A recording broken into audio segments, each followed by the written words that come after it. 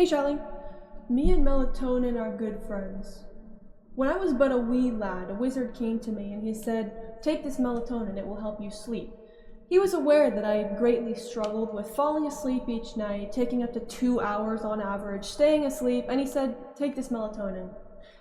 But make sure you take the right amount, okay? Make sure you take the right amount, because many people tell you to take 5 milligrams or something absurd like that, and he said, don't take that many milligrams, okay? Because this wizard was actually a sleep specialist, and he told me, you know what you're gonna do? You're gonna take 0.5 milligrams instead, and that's gonna help you." And then I told him, okay, like, that makes sense, I guess. That makes sense.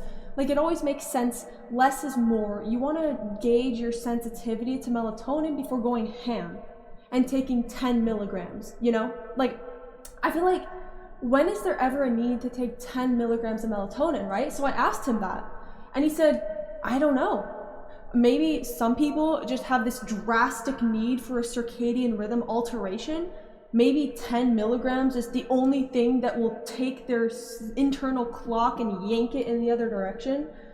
But the wizard didn't know. And so he left me with this confusion, and he left me to travel the world on my own, cursed with this knowledge that you're only supposed to take like up to 1 milligram of melatonin if you're using it long term to help you sleep.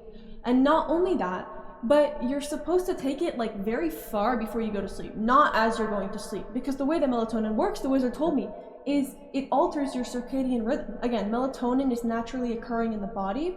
It helps to regulate your body's internal sleep clock, aka your circadian rhythm. So when you take melatonin earlier before you go to bed, you're dragging that internal clock in the direction that you want it to go, basically making you tired sooner. It's not that melatonin is some magical sleepy pill that makes you sleepy. It does that indirectly when you use it properly.